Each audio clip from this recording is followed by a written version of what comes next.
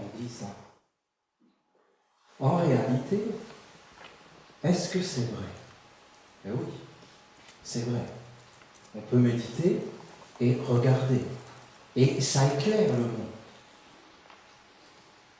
L'esprit, c'est tout. Mais le corps aussi. Car il ne peut pas y avoir d'esprit sans le corps. C'est une vue de l'esprit d'écrire cela. Mais en réalité, on ne peut pas le séparer. On ne peut pas séparer l'esprit du corps. Ils sont un. Ça, c'est une clé de méditation. Parce que on a séparé l'esprit du corps. C'est très difficile d'expliquer ça. C'est vraiment quelque chose de difficile. On n'est pas habitué à penser de cette façon. Si on dit que tout est esprit, c'est vrai. Tout est esprit. Si on dit que le corps est esprit, c'est vrai. Si on dit qu'on ne peut pas séparer le corps de l'esprit, c'est vrai. Mais si on dit ça, alors on est obligé d'aller jusqu'au bout. Il y a un bon esprit et il y a un mauvais esprit. Parce qu'il y a des actes qui sont bons, donc ils sont engendrés par le bon esprit. Et il y a des actes qui sont mauvais, et ils sont donc engendrés par le mauvais esprit. Quand on se sépare de l'esprit, on engendre le mauvais esprit. Et quand on est avec l'esprit, dans une harmonie, alors on engendre le bon esprit. Le corps est dans le bon esprit. Il est dit que Dieu a voulu créer l'homme. Alors il a pris de la terre,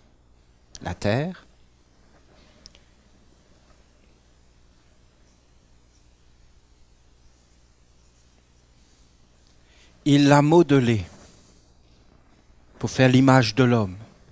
Il l'a modelée avec de l'eau. Après, il a soufflé.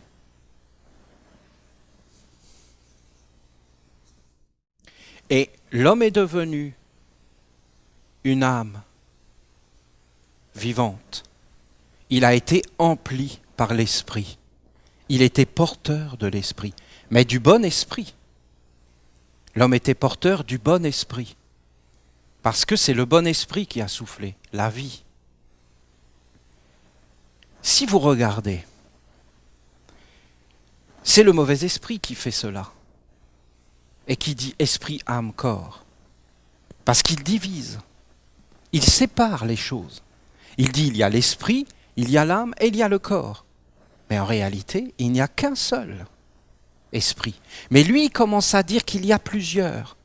Alors il peut se faufiler. Regardez, nous les hommes. Qu'est-ce que nous sommes réellement?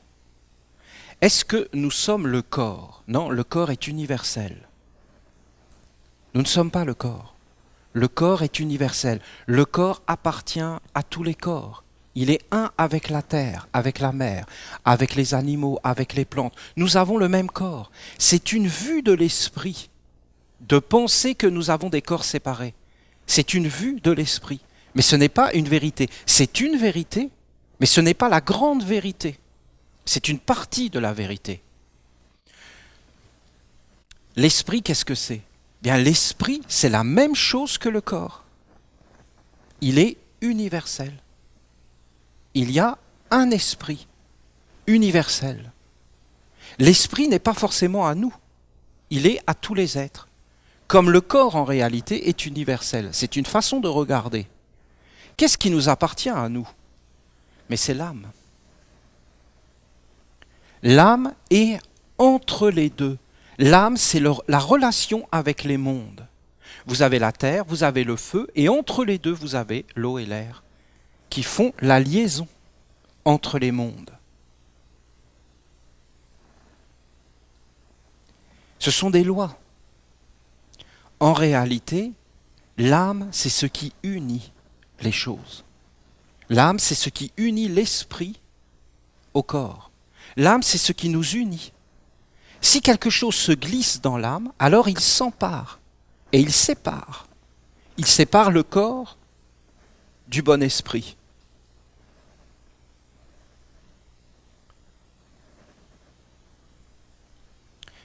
Quand vous regardez la prière du Notre Père, vous avez le Père, c'est l'Esprit.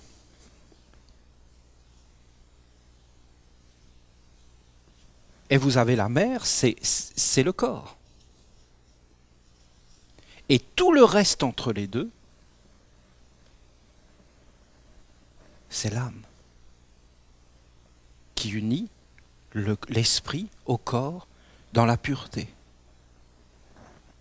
Et je vous ai expliqué, c'est une clé. Je la pose ici. Je vous ai dit, en haut, il y avait le nom sanctifié, et je vous ai dit, le nom sanctifié, ce sont les dieux. Ensuite, il y avait le règne, et je vous ai dit, le règne, ce sont les archanges.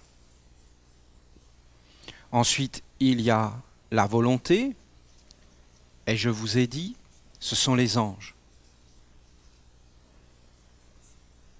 Ensuite, il y a la terre et le ciel. Vous voyez bien cette idée encore d'union des deux mondes, de l'esprit qui est invisible et de la terre qui est visible, et de l'union des deux mondes. Ici, on a dit que c'était les maîtres, mais en réalité, on peut très bien dire que c'est la tradition. C'est un corps. Vous vous rappelez, ici, c'est la conscience. Ici, c'est la destinée. Ici, c'est l'âme. L'âme. Ici, c'est la semence de l'esprit. Je vous ai dit, ensuite, vous avez la pensée, les sentiments, vous vous rappelez, qui correspond au pain, à l'offrande, à la victoire sur la tentation. Mais je vous ai dit, et ça c'est une clé fondamentale, qu'un être est venu. Et un être a dit, voilà, ici, c'est le monde des dieux. Et il a mis les dieux ici. Après, il a mis les archanges ici. Après, il a mis les anges. Et après, il a mis les maîtres. Voilà. Ça, et ensuite, bien, l'homme était en dessous avec sa pensée, c'est-à-dire le pain, avec son cœur, c'est-à-dire l'offrande. Tu dois offrir ton cœur au monde divin et à la lumière. Ensuite, avec sa volonté, qui est la tentation, ou alors qui est le travail pour un monde supérieur, et ensuite avec ses actes. Voyez? Alors l'homme dit Amin, avec la mer. Je vous ai expliqué qu'en réalité, ici, c'était le domaine du recyclage, et que c'était ça la mer. Les pierres, les plantes, les animaux, les hommes, protégés. Et qu'ici, c'est le monde de la mort, ici. Et ici, c'est la vie, l'immortalité, l'âme immortelle, l'âme qui est restée fidèle à l'esprit. Mais en fin de compte, on a pris le corps. On a mis un monde entre les deux. Si vous regardez comment est créé le monde est créé comme cela. Vous avez la lumière et vous avez l'ombre. Et il n'y a rien de négatif. Parce que, en réalité, c'est un équilibre, c'est une harmonie. Ensuite, vous avez, par exemple, ici, vous avez les ténèbres.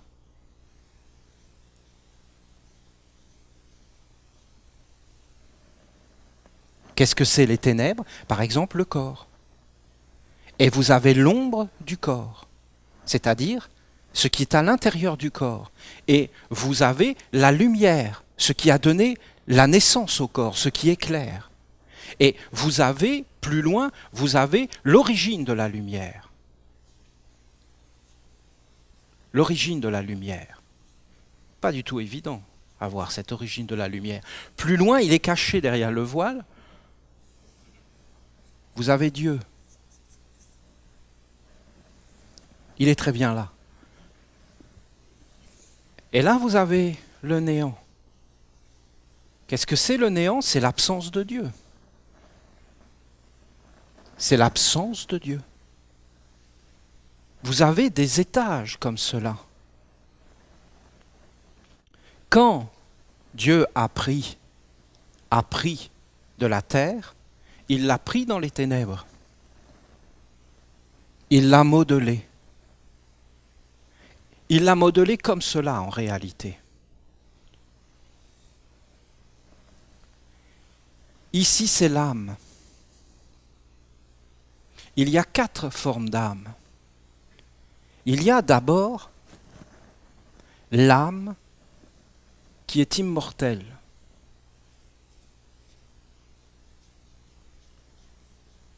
Elle est éternelle parce qu'elle est proche de l'esprit et elle est avec l'esprit. Saint Jean l'appelle l'épouse qui a été préparée pour les noces de l'agneau. Jésus dit qui a l'épouse et l'époux. Et vous savez, dans le mariage, quand la fiancée est habillée de blanc, il y avait cette idée que c'était l'âme. Et il y avait l'idée du mariage sacré, de l'union des mondes. L'âme immortelle, l'âme en chemin. Vous voyez, cette âme en chemin, c'est une âme qui va vers le bas ou alors qui va vers le haut. Mais elle chemine, elle est animée, elle sait où elle va, elle est consciente, elle est éveillée, elle est en chemin, elle est quelque part encore dans la lumière. Ensuite, vous avez l'âme qui est fausse. Et pourquoi on dit fausse? Parce que vous voyez, cette âme, elle se divise. C'est ce qu'on a appelé la séparation des sexes. Elle se divise en masculin ou en féminin, ce qui ne veut plus rien dire. Parce que je vous le dis, une âme n'a pas de sexe. Et je ne vais pas vous répéter ce que je vous ai déjà dit. Avec les yeux, la bouche, le sexe. L'âme n'a pas de sexe. L'âme est androgyne. Quand on commence à dire c'est un homme ou c'est une femme, on parle d'une âme fausse. Quand on commence à dire c'est un Québécois, un Français, un Anglais, on parle d'une âme fausse. C'est une identité culturelle. Expliquez-moi qu'est-ce que ça vient faire là-dedans, Québécois, Français? Où est-ce que vous le mettez dans l'esprit? L'esprit est québécois, l'esprit est français, l'esprit est anglais? Non. L'esprit est tout, et toutes les couleurs. Il est perfection et plénitude. Il est la totalité, il est la vie dans tous les mondes. Il est l'âme parfaite et le corps parfait. Ah, mais si on commence à dire c'est un homme, c'est une femme, on est dans une division. Parce qu'en fin de compte, c'est quoi la souffrance? C'est de chercher notre partie complémentaire. C'est-à-dire on a un manque et on cherche à le remplir. Mais en fin de compte, ce manque qu'on a à l'intérieur de nous, à tous les niveaux, que ce soit la respiration, que ce soit la nutrition, à tous les niveaux, on cherche toujours la plénitude. Mais en réalité, on la cherche parce qu'on l'a perdue. On va commencer à s'habiller. On va commencer à avoir un langage. Eh bien, tout ça, c'est une âme fausse. On est des créateurs dans l'âme, dans la matière de l'âme, de quelque chose qui n'est pas vrai, qui n'est pas éternel, qui n'est pas immortel. Qu'est-ce qui se passe là? Eh bien, c'est ça qui se passe. Une coupure, une séparation, une création dans la substance de l'âme de quelque chose qui n'est pas divin. Et voilà, ça commence. Écoutez, je ne pose que des bases. Ça mérite réflexion, cette histoire. Vous avez l'âme fausse, on pourrait l'appeler de différentes façons, ce que je viens de vous dire. Une âme qui s'habille, une âme qui se crée un monde pour elle seule, en harmonie avec une civilisation. Vous avez, qui est connue, c'est l'âme errante. L'âme errante, l'âme en peine, l'âme perdue, les âmes errantes, les âmes en perdition.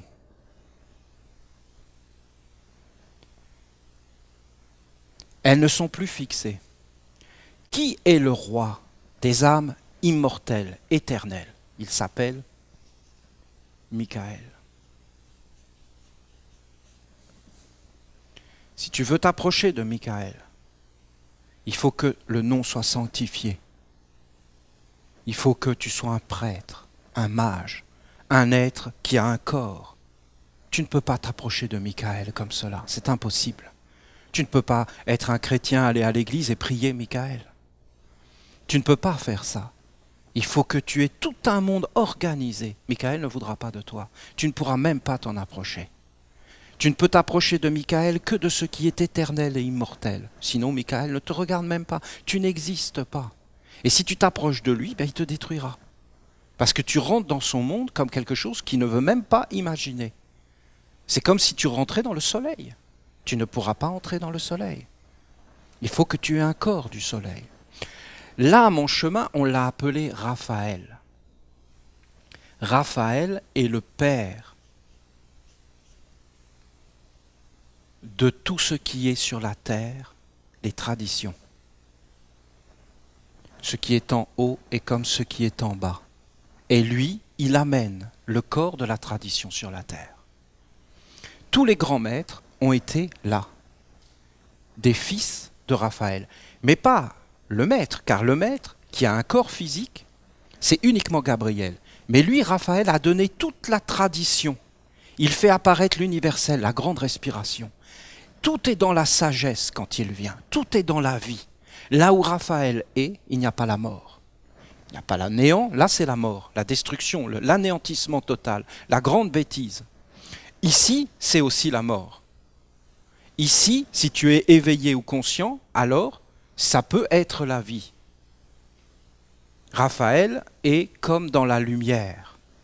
Tout est vivant, il est le souffle de la vie qui vient d'un autre monde, de l'esprit. Ici, on l'appelle Gabriel, pourquoi? Mais parce que Gabriel, vous voyez, c'est le plus proche. C'est lui, à travers le baptême, qui va te laver. C'est lui, le miroir, qui va te toucher. Personne d'autre ne peut te toucher. Ni Michael, ni Raphaël ne peuvent te toucher. Lui te touche parce qu'il est tellement proche. Il est l'eau. Vous vous rappelez ce que je vous ai dit dimanche dernier? Je vous ai dit, Dieu a voulu créer l'homme. Il a demandé à Michael et à Raphaël. Ils ont dit non. On n'en veut pas. Alors, il a demandé à Gabriel et Uriel. L'eau et la terre, c'est bien nous. On est bien de l'eau et de la terre. Dans l'Apocalypse, il est dit, le diable est furieux. Il a voulu attaquer le ciel, mais Michael, avec toutes ses armées, l'ont repoussé sur la terre. Réjouissez-vous, vous qui habitez le ciel, car le dragon a été enchaîné. Malheur à vous qui habitez la terre et l'eau, parce que le dragon furieux est dans votre monde. Gabriel est celui qui protège l'homme, parce qu'il le libère de tout ce qui est faux, par l'eau.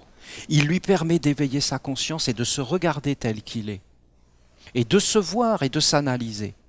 Alors en réalité, c'est lui qui nous libère de tout ce qui est faux et qui nous lave. Et ensuite, vous avez Uriel, parce que Uriel, c'est celui qui nous fixe. C'est la terre, mais la terre de lumière.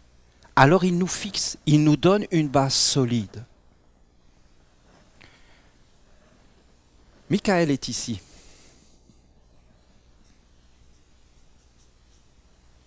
Raphaël est ici.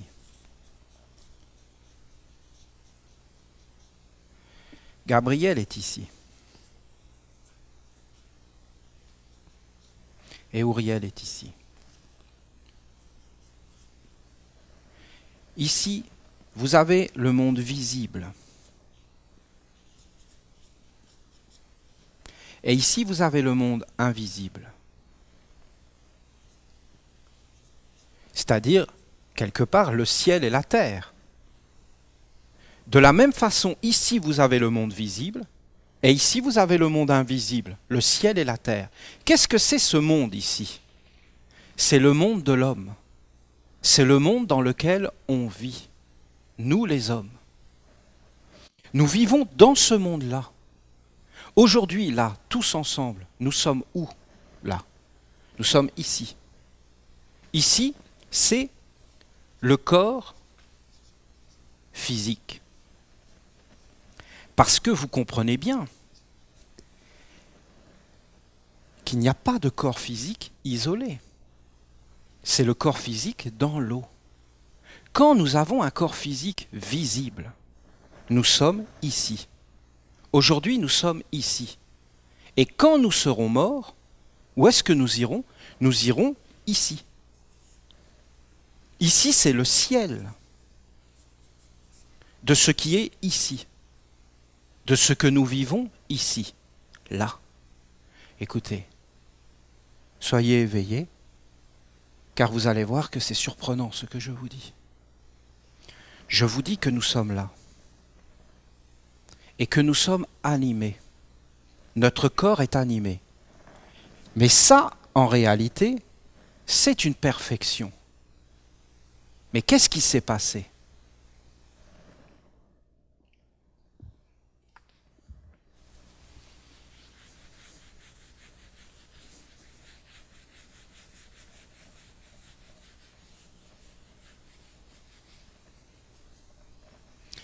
Une intelligence sombre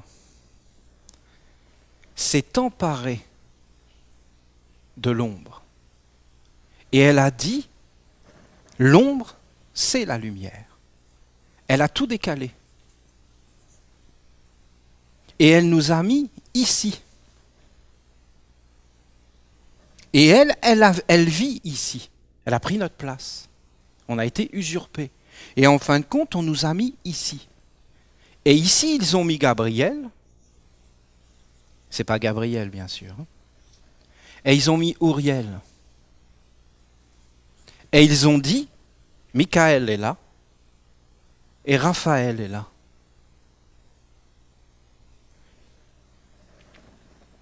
Et ils ont conduit les hommes ici.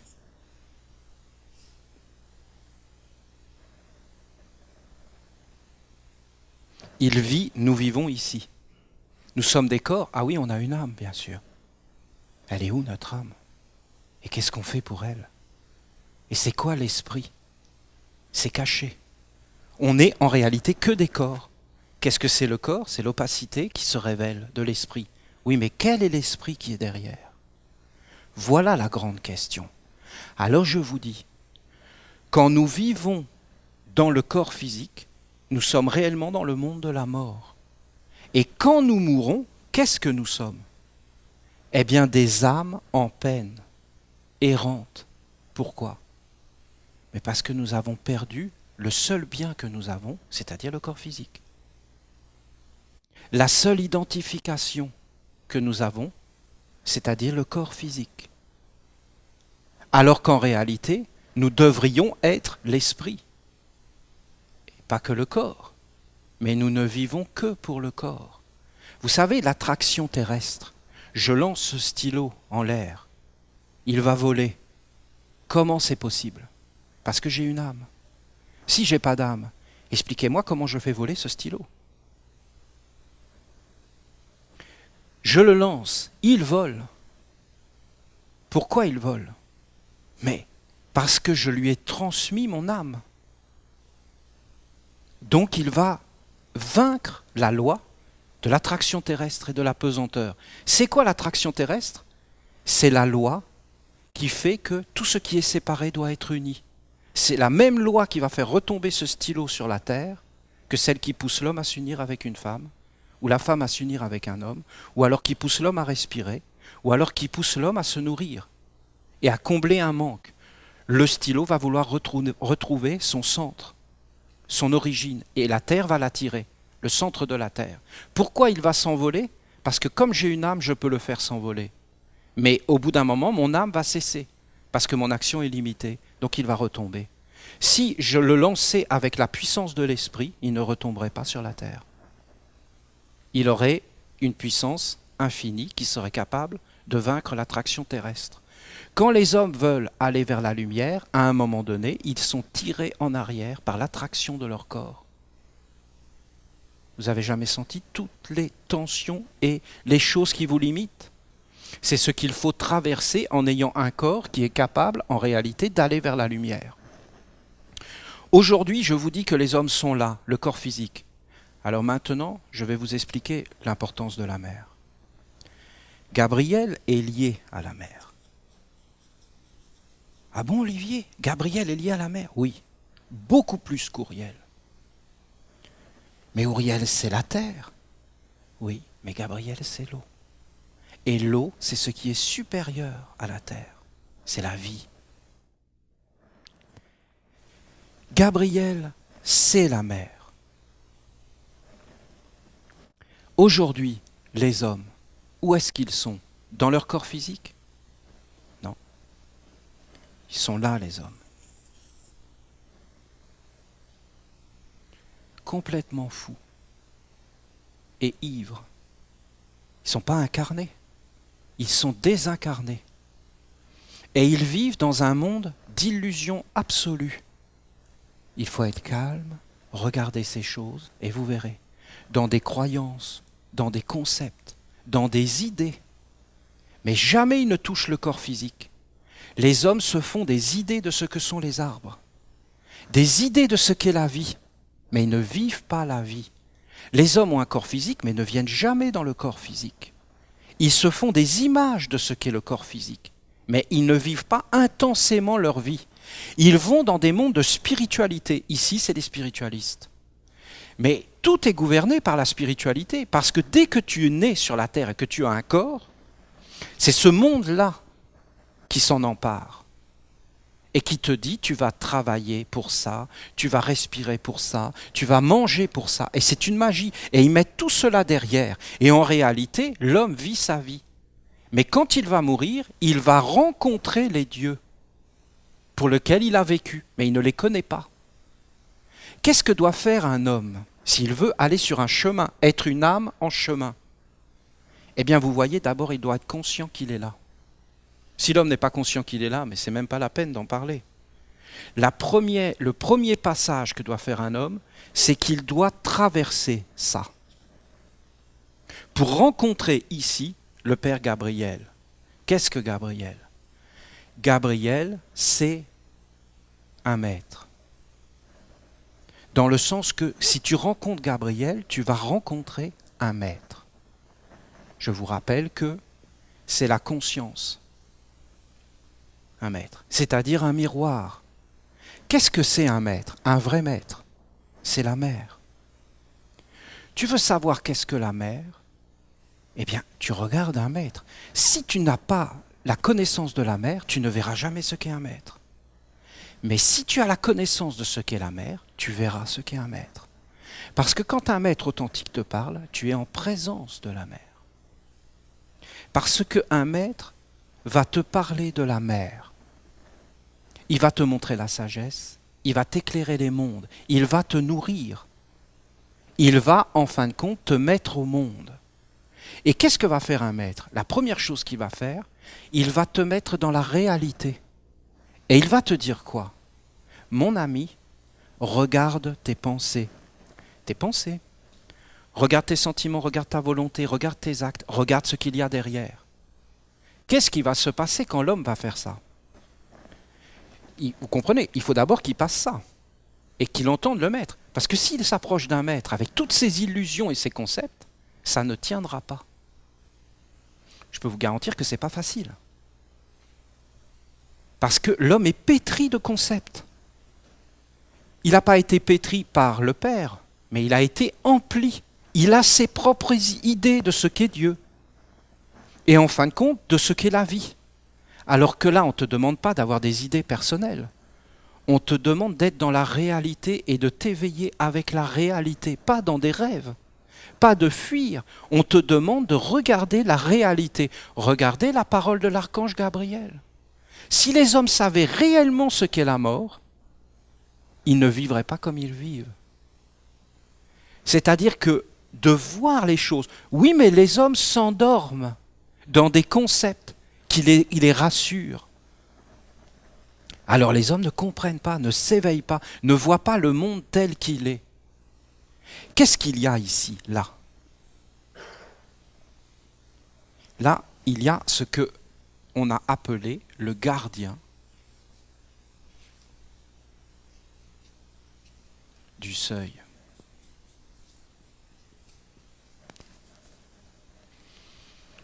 L'homme rencontre d'abord un maître. Soit ça prend, soit ça prend pas. Soit il dit c'est n'importe quoi, et il continue à aller dans son monde. Il fera, lui, n'importe quoi. Il va s'accrocher à n'importe quoi pour exister, parce qu'il n'existe pas. Son corps n'est pas à lui, ses pensées ne sont pas à lui, il ne le voit pas. Et quand il va perdre le corps, il va voir qu'il n'y avait pas d'âme derrière, et encore moins d'esprit. Si il rencontre un maître et qu'il s'accroche, le maître va lui dire, tu dois te baptiser, tu dois te purifier, tu dois regarder qui est derrière tes actes, tes pensées. Qu'est-ce que va voir apparaître l'élève au bout d'un moment? Il va voir apparaître un monstre.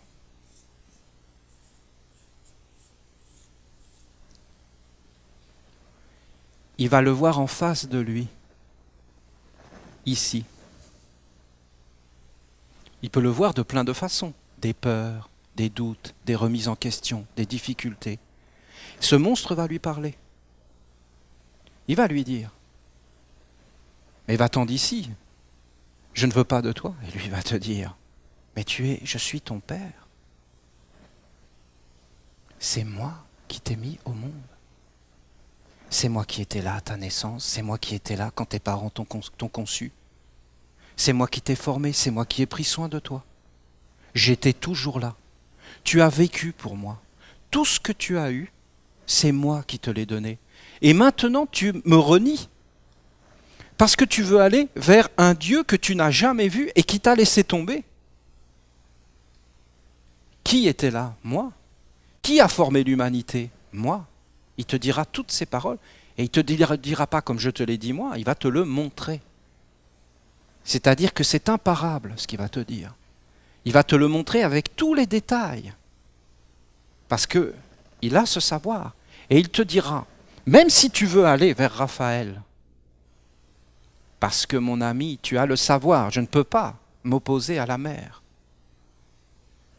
Tu sais ce que tu sais, bien sûr, s'il est là, qu'il n'a pas eu de maître, pas de tradition, il ne s'est pas fait de corps, vous voyez bien qu'il ne passera jamais ça. Les hommes préféreront tout cacher, ne le pas voir, et rentrer dans des illusions de spiritualité, de dire qu'ils sont bons. Mais si les hommes étaient bons, la terre ne serait pas comme elle est. L'esprit, l'âme et le corps. Les actes reflètent bien l'esprit. Est-ce que c'est un bon esprit ou est-ce que c'est un mauvais esprit? Nous avons une vision universelle du monde. Nous avons une responsabilité cosmique. Je vais y venir. Si l'homme a été bien formé, alors il ne pourra pas rejeter cet être. Parce que c'est ce que les hindous ont appelé le karma. La résultante de la loi des causes à effet. Tout ce que tu as engendré existe et continue à exister. Et influence d'autres êtres qui continuent à faire ce que tu as fait, même après ta mort. C'est la création de l'esprit. Alors en réalité, c'est ce qu'on appelle la destinée. Vous voyez bien? La destinée, c'est ici. C'est lui qui s'en est emparé. Pourquoi? Mais parce qu'il connaît toutes les lois de la destinée. Telle pensée, tel monde. Tel sentiment, tel monde. Telle volonté, tel monde. Tel acte, tel monde. Je te fais faire des actes et tu es relié avec un monde. Il est un seigneur de la destinée. Il connaît toutes les lois de la destinée. Il est comme un maître. Un maître connaît toutes les lois de la destinée comme lui. Ce sont les mêmes. Sauf que le maître, il te dessinera cela.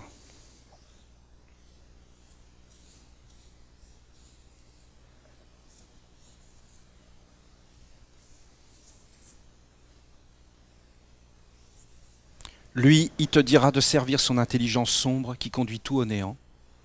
Lui, il te dira de placer au-dessus de toi le culte du feu, de l'air, de l'eau, les sceaux de la ronde des archanges. Et il te dira de devenir un porteur. Il fera ce dessin. Ce n'est pas du tout le même dessin. Alors, en réalité, tu dois traverser ça. D'abord, tu dois toucher le corps physique et arrêter tous les délires de spiritualité et aller vers la mer et te nettoyer et te purifier jusqu'à regarder. Si tu veux des exercices, il y en a plein. Tu peux par exemple apprendre à regarder tes pensées autour de toi. Tu peux regarder tout ce qui vient vers toi, autour de toi, jusqu'à voir des formes. Tu vas comprendre les auras, tout ce qui t'entoure. Tu vas voir qu'il y a un monde qui veut t'enchaîner. Quand tu vas voir ce monde, tu vas voir qu'il n'y a même plus à réfléchir. Tu vas tout faire pour te constituer un corps et entrer dans une tradition de la lumière. Parce que là, c'est la tradition. Si tu arrives à passer ce monde, alors tu entres dans la tradition. Et là, tu peux commencer réellement à travailler sur toi, à rendre vivant ce que tu as perçu, à le rendre intelligent, à l'animer, à le poser, à te l'incorporer. Ensuite, tu passeras vers Michael. Et là, tu verras un autre monde d'éternité, c'est dans la subtilité. Quand tu auras passé vers Michael et que tu seras rentré dans le monde sacré, alors on te demandera de nouveau de passer le gardien ici.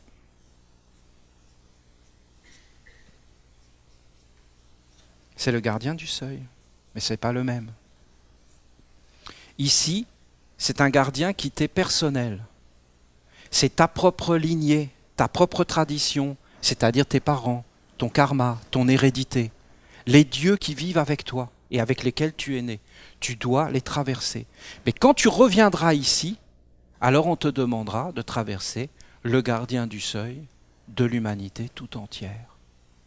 Celui qui a asservi tous les hommes.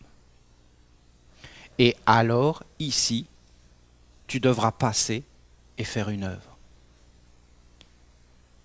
Ici, tu as 90% de ta vie, et je suis généreux, qui va vers le néant. Et je suis vraiment généreux. Je suis généreux là. Je vous fais un prix d'amis. Tu as 10% ici, écoutez. C'est vrai si tu as rencontré un maître. Si tu n'as pas rencontré de maître, c'est 100%.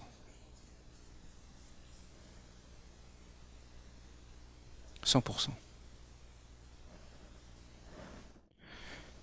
10%, ici, tu commences à récupérer, si tu passes ici.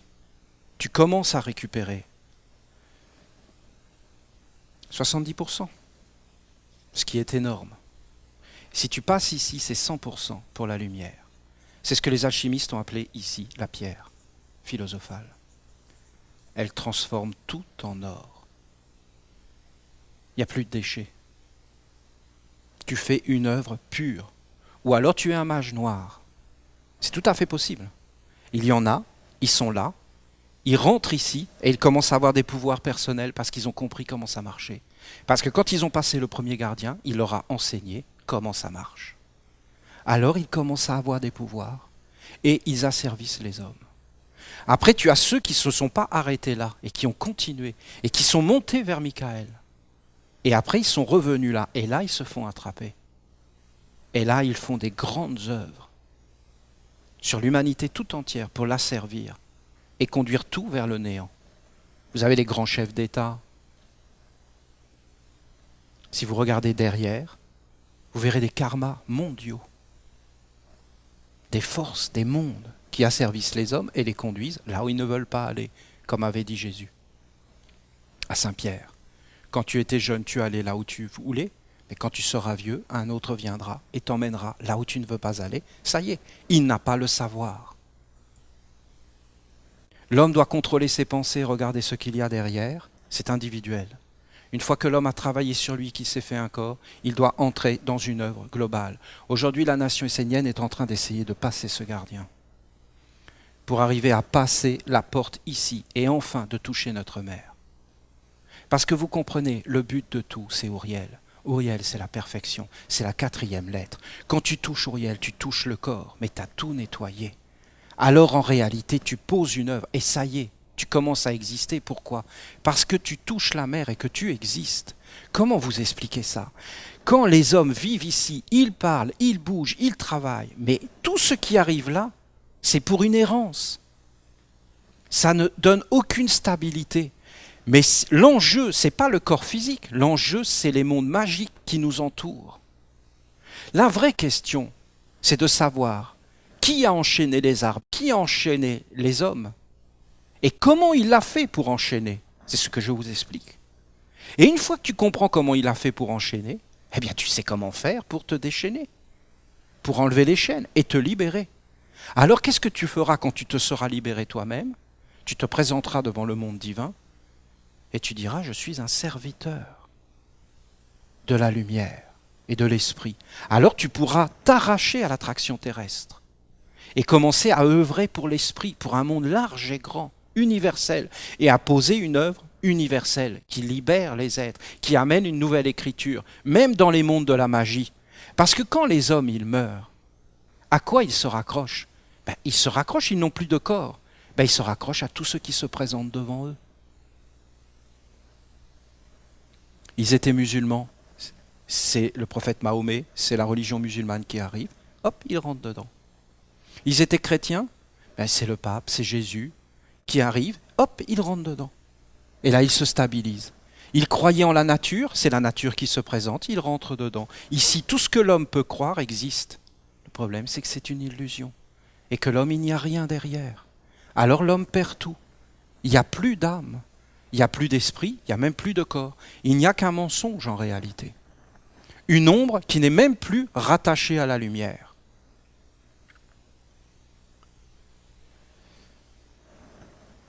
C'est pourquoi je vous dis, la mer est fondamentale. Pourquoi? Mais parce que la mer contient tout l'enseignement. La nature, les arbres, les animaux, les éléments, toutes ces choses et la réalité de ce que tu fais de ta vie. Pas des rêves, ce que tu fais réellement de ta vie. Je vous dis, pas des rêves. C'est très concret. C'est pourquoi nous devons être engagés sur plusieurs fronts en même temps. Regardez.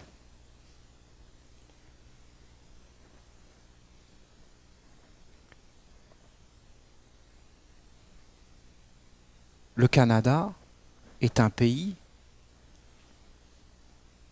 extraordinaire.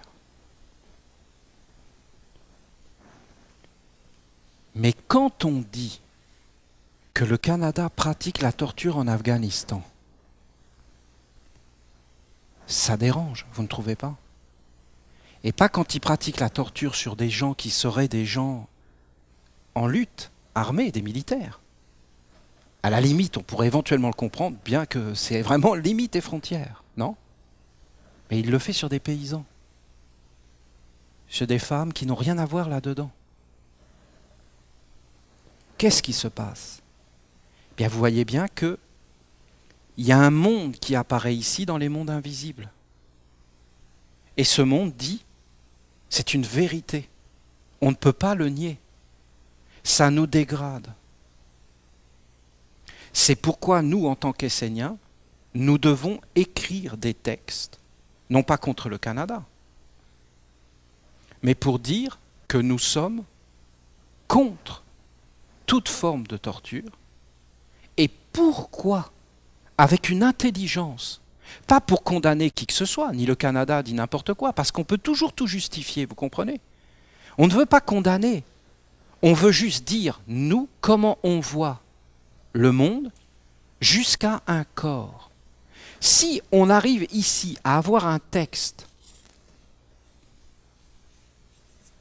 eh bien, vous voyez bien, on a un corps. C'est une œuvre de la nation essénienne tout entière. Vous comprenez ce que je veux vous dire? Qu'est-ce qui se passe si on fait ça? Dans les mondes invisibles, ça existe. C'est universel. Il n'y a pas de frontière. La frontière, c'est dans le corps, mais pas dans l'âme. Ici, c'est l'âme. Si un texte existe et que ce texte est parfait et bien fait, ça veut dire que n'importe qui dans le monde peut avoir accès à ce texte, même s'il ne le lira jamais. Dans l'idée, nous avons donc renforcé l'idée que sur la terre, il y a des hommes engagés qui protègent la terre, l'humanité et le bon esprit. C'est-à-dire non à la torture, non à la barbarie. Nous devons avoir une position claire et ferme et la faire connaître. Nous devons faire ces textes. Je vous le dis comme cela, ça va peut-être nous prendre quelques années. Je vous dis vers quoi nous devons aller. Nous devons mettre ces textes dans toutes les bibliothèques du monde, l'envoyer à tous les organismes et apparaître, nous les Esséniens, comme un corps sur la terre qui défend, sans attaquer un État ou un gouvernement, mais en disant bien qu'il y a eu des traités et des alliances avec des signatures qui disaient qu'en réalité, la torture ne devait pas être pratiquée. C'est important, vous ne trouvez pas? Et si on croit qu'en réalité, parce que ce n'est pas nous qu'on torture, on n'est pas touché, eh bien on est dans une illusion totale. Parce que les êtres qui violent ce qui est sacré, vous croyez qu'ils vont se contenter de le violer pour un seul être? Non. Ils le violeront dans tous les mondes. Nous devons protéger la mer. Qu'est-ce que c'est la mer? L'enseignement sacré, notre tradition, la parole des maîtres. Personne ne peut toucher à l'enseignement de Jésus sans que les Esséniens soient là. Personne ne peut toucher à l'enseignement d'Hermestode sans que les Esséniens soient là. Personne ne peut toucher aux enseignements de Bouddha sans que les Esséniens soient là. Les bouddhistes ont le droit d'être des bouddhistes, mais nous donnons une âme. Eux, ils ont mis le Bouddha ici, dans l'errance totale. Ils ont mis le Christ ici, on ne sait même plus ce que ça veut dire. Ils ont tout mis dans l'ombre et conduit tout cela dans les ténèbres. Nous voulons esprit, âme, corps, un seul monde, une seule vie, un seul Dieu, une seule intelligence, une seule humanité. Il y en a du travail. Hein? Alors, est-ce qu'on peut le faire pour le monde entier? Mais bien sûr que non, puisque nous devons respecter la liberté. Mais nous pouvons le faire par un corps. Vous avez là les 4 célébrations de la ronde des archanges.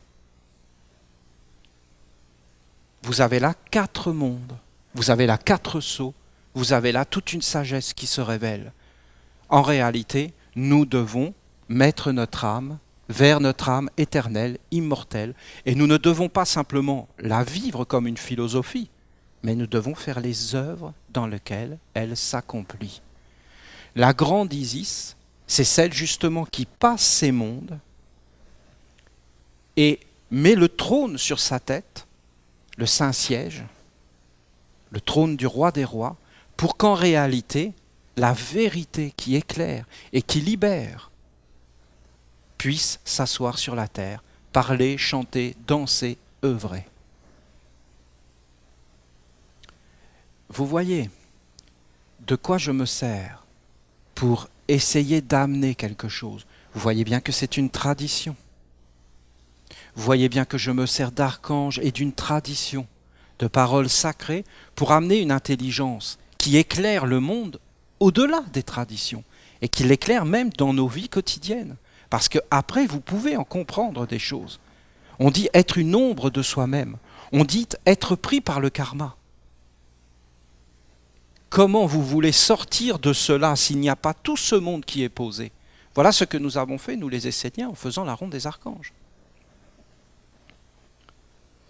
Voilà, écoutez, c'est une introduction pour vous montrer qu'en réalité, il n'y a que la mer. La réalité terrestre. Notre corps est une bénédiction. L'archange Gabriel, dans un de ses psaumes, nous a dit « Vous les hommes, vous êtes des bouts de bois sur l'océan, complètement inconscients de tout ce qui vous dirige. » Mais c'est tellement une vérité, ce bout de bois sur un océan, on ne sait même pas les influences qu'on a mis là. Il a dit, il y a une vague, vous allez à droite, il y a un cargo qui passe, vous allez à gauche, vous vous échouez. Mais quand on perd le bout de bois, ça veut dire qu'on est mort. On va où? Bien, on va dans le monde qui nous animait. Et là, on devient une âme errante. Alors, qu'est-ce qu'on fait quand on n'a plus rien? Eh bien, on se raccroche à tout ce qu'on présente devant nous pour sauver sa vie. C'est les âmes errantes. Est-ce que nous, on peut avoir une action dans l'au-delà? Mais bien sûr.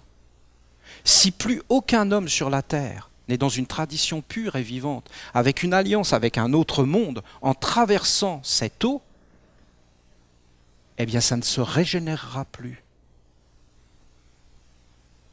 Vous savez c'est quoi un monde qui ne se régénère plus? C'est quand des présidents signent des traités au nom d'un peuple, pas de torture, et qu'après ils font la torture. Ça veut dire que leur signature n'a plus aucune valeur. Ça veut dire qu'ils sont morts. On ne peut plus avoir confiance, non? Ça veut dire que c'est fini. Ça veut dire que leur eau est morte. Ça veut dire qu'ils ont trahi leur peuple, qui avait fait confiance dans leurs dirigeants. À partir de ce moment-là, on ne peut plus respirer. Ça ne meurt pas que dans le plan physique, ça meurt d'abord dans l'au-delà. La spiritualité devient fausse. Tout est faux. Il n'y a plus de vie. C'est pour ça qu'il faut remettre la vie dans tout cela. Je pense que c'est notre tâche. Je pense que c'est à nous de faire tout ce chemin, sinon pourquoi on aurait le savoir? Et de régénérer le monde d'Uriel. 100%, aucun déchet. L'or pur. Tout dans l'immortalité, le corps, l'âme, l'esprit unifiés dans la perfection. C'est un idéal. Soyez parfaits comme le Père est parfait. Le Père qui est parfait, c'est Uriel. Uriel est parfait, il est la perfection. Uriel est le plus grand de tous les archanges. Uriel est la merveille des merveilles, la splendeur des splendeurs, la gloire des gloires. Parce que Uriel touche la mer et conduit tout dans la perfection.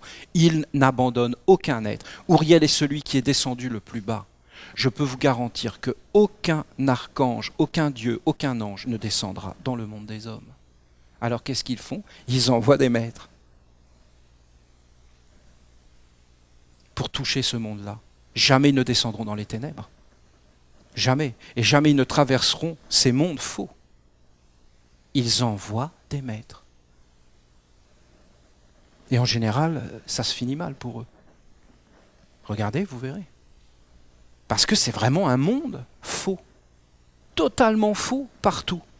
Et qu'il faut affronter ces êtres-là, si vous voulez aller vers la lumière. Alors, ils envoient les maîtres. Qui est le plus proche des maîtres? Uriel. Voyez bien. Michael, Raphaël, Gabriel, Uriel. Le monde des dieux, le monde des archanges, le monde des anges, le monde des hommes. Le monde des hommes, la mort, la bêtise, du corps séparé de l'âme et de l'esprit, qui a engendré un monde faux avec son corps usurpé. Toute sa vie donnée pour le néant. C'est pas clair? Il faut méditer, écoutez. Pour moi, c'est clair, mais je peux concevoir que ça ne l'est pas. Mais ce qu'il faut, c'est comme des bases et méditer.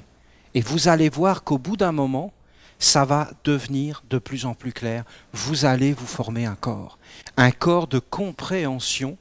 Et au bout d'un moment, vous allez le voir dans votre vie, ce que je vous dis. Et quand vous le verrez, vous serez fort parce que vous ferez un corps. Vous sortirez de là. La difficulté qu'on a pour ouvrir ces portes, c'est qu'on doit ouvrir les portes, c'est traverser ça. Et c'est poser le sceau des archanges ici. Donc en fin de compte, c'est pas toi qui vas le faire, d'accord? C'est en réalité ensemble. Il ne faut pas vouloir faire ce qu'on ne sait pas faire. Mais par contre, il faut vouloir faire ce qu'on sait faire. Par exemple, ceux qui prennent des responsabilités dans la nation essénienne de dirigeants, il va falloir qu'ils deviennent des vrais dirigeants, parce qu'ils auront la responsabilité de tous ceux qui sont derrière eux. Ceux qui prennent un ange dans la nation essénienne, eh bien, qui portent l'ange, ça suffit. Et la porte, en fin de compte, s'ouvrira si on met une harmonie, et que chacun porte ce qu'il a apporté. Alors c'est ça, il faut traverser ce monde-là, c'est ça ouvrir la porte. Traverser ce monde-là, poser le sceau sur cette terre-là,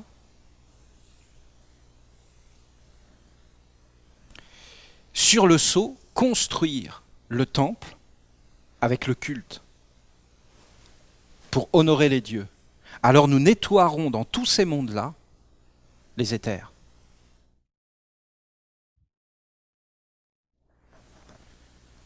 Vous voulez un exemple plus clair?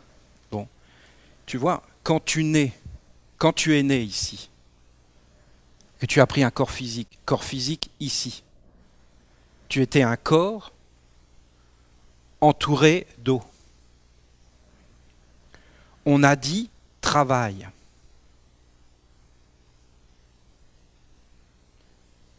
Tu dois travailler. Eh bien, regardez quel sceau a été posé sur l'homme.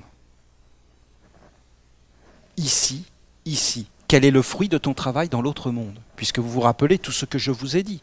Quand tu parles dans ce monde physique, 50% dans le monde physique, 50% dans l'autre monde. Quand tu agis, 50% dans le monde physique, 50% dans un autre monde.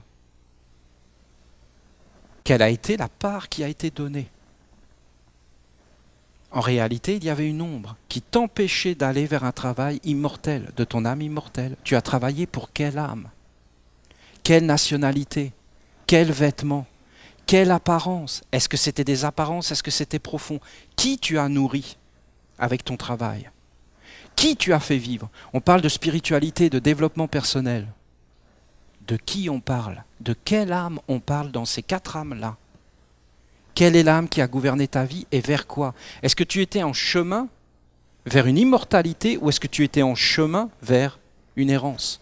Et en fin de compte, un néant. Qu'il n'y avait rien derrière ce que tu faisais. En réalité, ce sont ces êtres-là, dans ces mondes subtils, pensées, sentiments, volonté, mais derrière, qui ont mis des forces et le sceau du travail. Nous devons poser le sceau du travail sur la terre. Comment nous allons faire? C'est facile. Nous avons les terres physiques sur lesquelles nous mettons nos villages, avec notre économie. Nous n'en sommes pas là. Nous avons la ronde des archanges que nous célébrons. À partir du moment où nous célébrons la ronde des archanges tous les 3 mois, elle apparaît dans ces mondes. Lui ne peut pas dire qu'il est le père de la ronde des archanges. Il ne peut pas le dire. Elle ne vient pas de lui.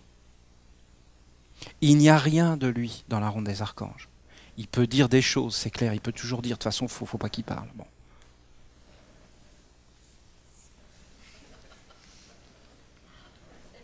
Et après, il est content que j'ai fait ça, parce que si je fais ça, alors là, il est joyeux, mais c'est énorme.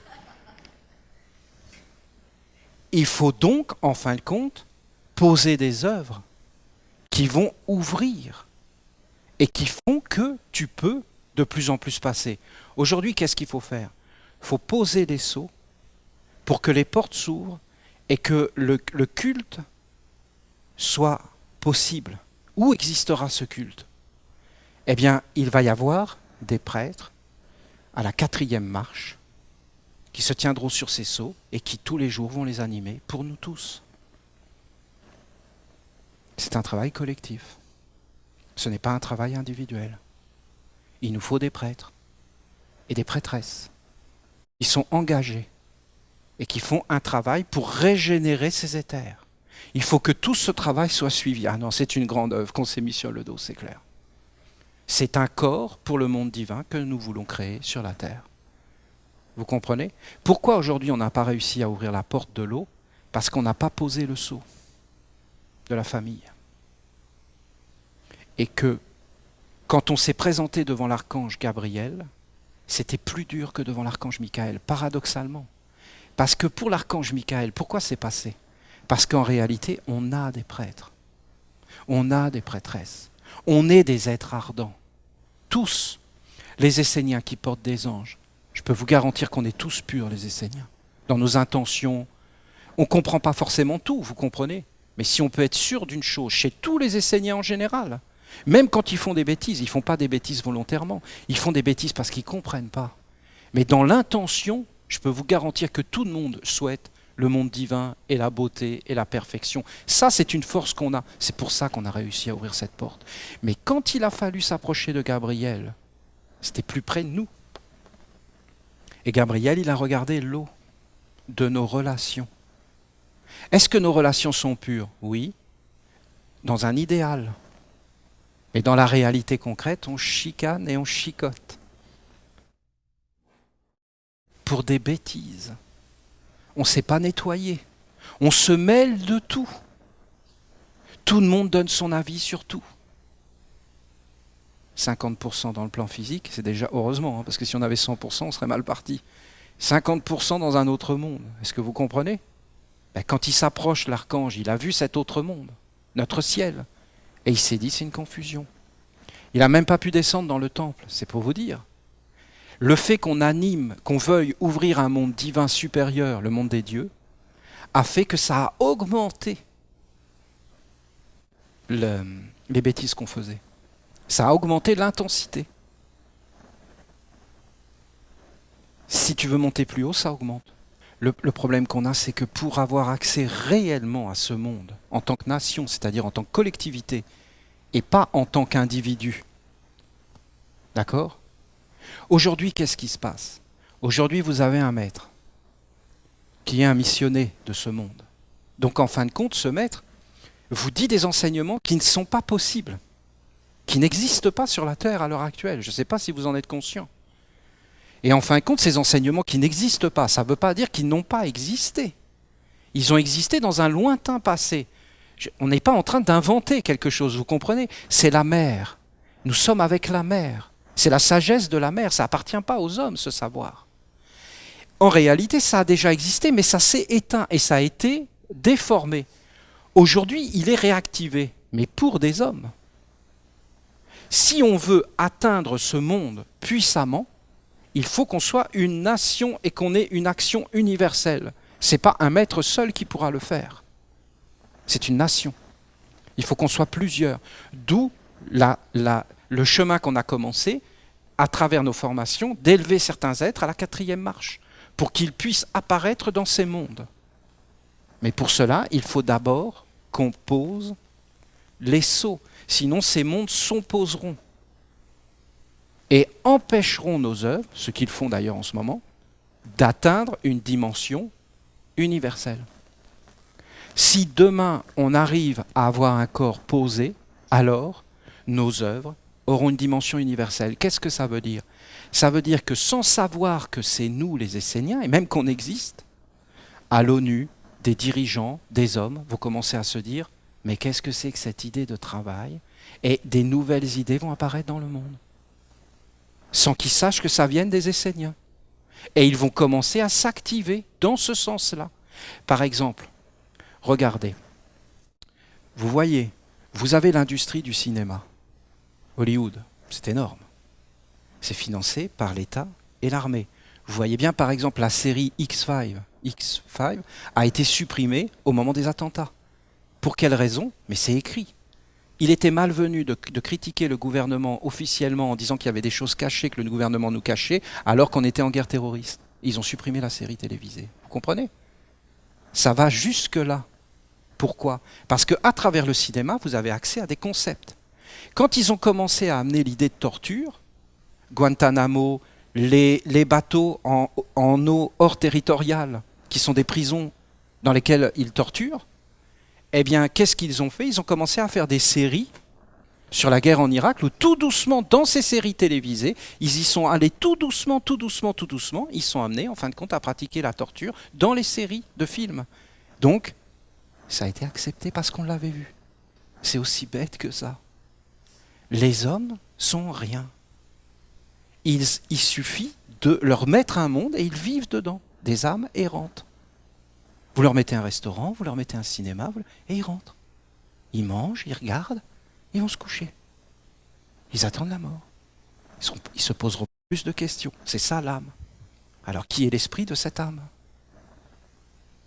Ça va loin cette idée, esprit, âme, corps, si on commence à méditer dans le réel. Mais qu'est-ce que font tous les spiritualistes? Ils sont tout fiers de dire ça. Mais ils n'en font rien. Il faut réellement créer un corps, un réceptacle pour une âme supérieure. Il faut amener la bonté, les anges. Il ne faut pas que la bonté, ça soit abandonné. Non, il faut réellement être un calice pur, un Graal, une coupe pour un monde supérieur. C'est l'âme. Le sommet de l'âme, c'est d'être une coupe pour un monde divin, pur. C'est le côté féminin. C'est le mariage. Parce que l'âme, c'est l'épouse qui rencontre l'époux. Et alors c'est l'abondance, la profusion. Alors l'âme met au monde les enfants de Dieu. C'est-à-dire tout ce qui est bien, c'est le bon esprit. Zoroastre parlait, il appelait Dieu ô toi bon esprit. Et il appelait l'autre, l'usurpateur, le mauvais esprit. Le mauvais esprit qui met sa semence dans l'âme. Jésus a dit qu'il fallait se méfier de celui qui venait la nuit pour mettre sa semence. La nuit, ça veut dire l'être qui est inconscient. Et le jour veut dire la conscience. Quand tu es conscient, tu protèges ton âme, ta terre, ton peuple, ta nation, la vie sur terre. Quand tu es inconscient, tu laisses toutes les portes ouvertes et tout le monde vient et pille. Et après, il n'y a plus rien. Tout est volé. Ce sont les vierges folles et les vierges sages. La sagesse, c'est Raphaël. Si tu t'approches de l'archange Raphaël, tu auras la sagesse. Dans notre mère patrie, l'Égypte, on s'approchait du Dieu qui était caché et on posait nos lèvres sur les lèvres du Dieu. C'était le baiser, l'échange du souffle. C'était le souffle de la vie. Tu recevais le souffle des dieux. Alors tu vivais de l'esprit et pas simplement du corps. Et il y avait de l'esprit dans tout, dans la nourriture, dans le travail, dans l'argent, dans tout ce que tu faisais. La famille était un hiéroglyphe. Tout ce que tu faisais avait un sens et une intelligence. C'était une perfection. L'écriture égyptienne, c'était en fin de compte, pour dire une vache, il dessinait une vache. Et il reliait la vache à des mondes supérieurs et à une intelligence supérieure. Alors, ils intégraient la nature tout entière dans le langage et dans l'écrit. Et ils étaient donc respectueux de tous les mondes. C'est la seule façon de vivre sur la terre. Il n'y en a pas d'autre. Vous ne trouvez pas? Le respect doit être intégral. Il n'y a qu'en s'approchant de la mer qu'on peut faire cela. C'est une évidence pour moi. Écoutez, je pourrais vous en parler pendant des heures, surtout si on touche le côté concret, qui me passionne. Parce que vous comprenez bien que moi, ce qui m'intéresse, c'est d'arriver à entrer dans ce monde avec 100%. C'est d'avoir la pierre philosophale. Ça veut dire le concret, de faire une œuvre concrète qui régénère le monde, dans la lumière, dans tout ce qui est beau et grand. On n'est pas obligé de réussir. On peut essayer, et si on réussit, c'est mieux. C'est vraiment mieux de réussir, vous ne trouvez pas? Pour réussir, il faut mettre toutes les conditions de notre côté. C'est ce qu'on essaie de faire en ce moment. Je pense que c'est un éclairage sur l'âme. Je pense que c'est très beau de faire des méditations sur notre âme, d'essayer de chanter, d'essayer de voir. Il y a tout un travail à faire. Nous ne voyons pas aujourd'hui la nation essénienne telle qu'elle est. La nation essénienne, c'est ce qu'on ne voit pas. Ce sera une merveille si nous en faisons une merveille. Alors ceux qui viendront derrière nous auront toutes les conditions parce qu'on leur aura tout préparé. Comme le maître Peter Donov, comme le maître Ivanov, comme le maître Rudolf Steiner. On préparait pour nous, comme le maître Jésus, on préparait un monde pour nous, pour qu'on puisse vivre et continuer à avoir un contact avec un monde supérieur. Nous devons le faire, mais alors comme ça n'a jamais été fait sur la terre. C'est ce que je pense. Je vous remercie de votre écoute. Je vous souhaite une belle journée. Je vous en prie.